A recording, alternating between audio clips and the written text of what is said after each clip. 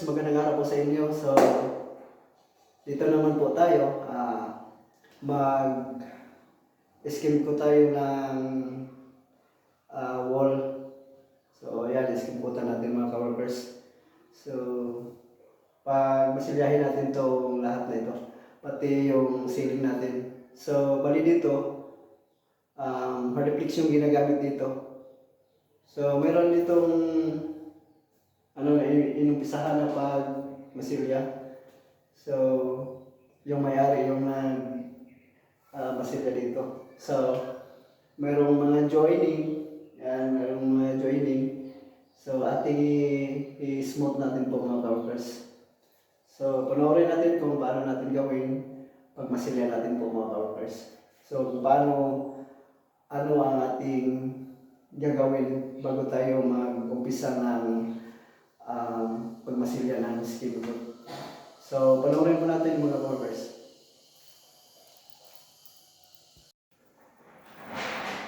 So, ito yung in-apply namin mga ka-workers. Yan, Nansag epoxy. So, bali, E&B yan po mga ka-workers. Hardener. So, yan. Yun muna namin ilagay namin sa joint. Then, bago natin lagyan ng mistake. So, ayan po mga ka-workers. So, ang mixturing natin dito is equal lang po. Kung ano karami yung A, yun din karami yung B. So, yan po mga ka-workers. Yun ang ating ilagay dyan sa ating joint. So, yan. So, ito yung A at saka ito yung B. So, yan po ang kulay niya po mga ka-workers. So, maghalo tayo at ilagay natin sa joint. So, ayan po mga ka-workers. So, ito mga ka-workers, ito yung karami, bali ito yung karami ng ating A. Yan. So, dapat may kanya-kanya silang lagay ng kahoy kasi hindi pwede natin yung kahoy dito at i-fully natin dito. Hindi pwede kasi matigas yung epoxy kapag mahalo. So yan, dapat iba-iba sila. So yan po ang paghalo mga ka-workers. Yan. So yan lang po. So i-mix natin po mga ka-workers. Yan.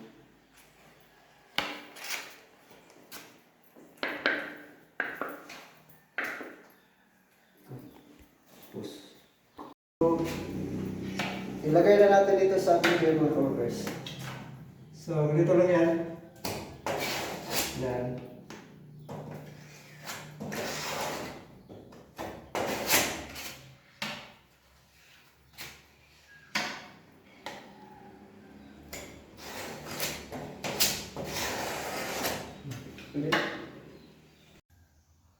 So, ito mga ka-workers, lagyan natin ng mistake. So, yan.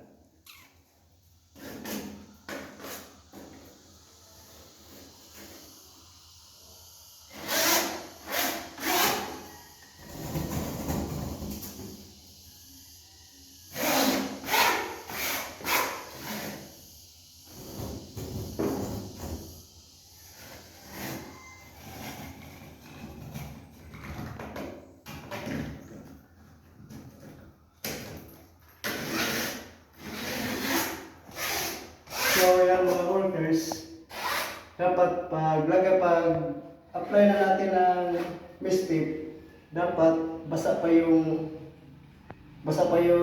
lansag natin. Huwag natin patuyuin yung lansag bago natin lagyan ng mist tape. Dapat basa pa lang yung lansag na in-apply natin, ay lagyan na natin ng mist tape po mga ka-workers. So, ayan po. Ganyan lang ang paglagay ng mistake para pag tuyo yung lansag epoxy natin ay matibay po. So ganyan lang po mga workers. At pagkatapos natin ilagay dito, lahat ay lagyan na rin natin ng second coat natin ng lansag. So, panoorin natin. So ito mga ka-workers, before natin masilyahan ng skim coat, yan, binasa muna natin ng tubig. Yan, para matanggal yung mga alikabok. Para makasigurado tayo nga didikit talaga yung ating masilya. So ayan po mga ka-workers. Yan, nilagyan muna natin ng tubig. I-ventroller natin po mga ka-workers yung tubig para matanggal yung alikabok before natin lagyan ng skin coat. So ayan, so pati yung ating join, ayan, natapos na paglagay natin ng lipstick at paglagay natin ng lansang epoxy. So ayan, so ispatan muna natin yung mga yung grinder natin mga ka-workers.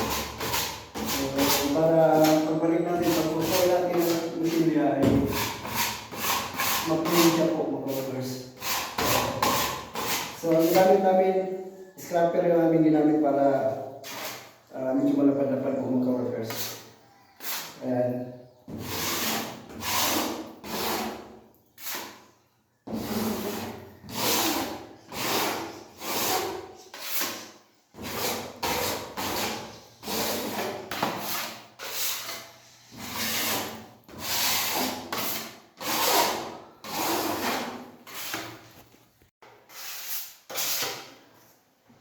So, yan po mga ka-workers.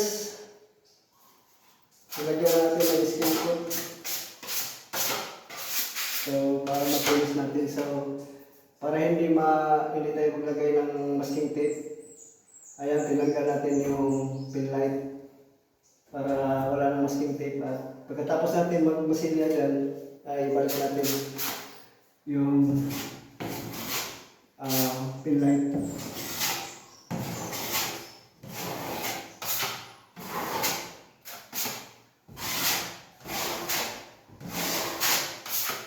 So, kaya ito yung ginagamit namin na yung putty knife, scraper yung aming ginamit para malaki-laki yung ating masilya. So, yan. Ito yung ginagamit namin mga ka-workers para madali lang yung pagmasilya natin. So, yung pagmasilya namin walang join. So, plain talaga, smooth talaga. Pwede nang hindi na natin lilihain po mga ka-workers kasi wala lang mga joining. So, plain ang pagmasilya namin po mga ka-workers. So, ayan po.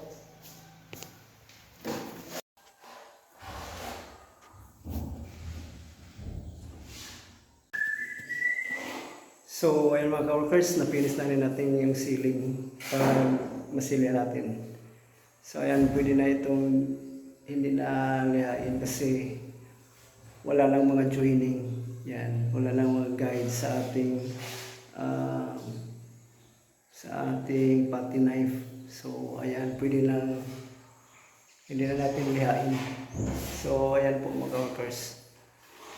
Finish na rin. So ayan, mga joints sa ating Hardeflex ay basa pa.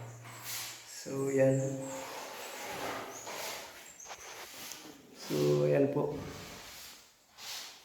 Finish na rin. So, ito lang muna yung aming pamahagi ngayon po mga ka-workers. Sana mayroon kayong natutunan at nagbibigay po to ng idea po sa inyo po. So, hanggang dito na lang po. Thank you for watching and ingat po kayo. God bless you all.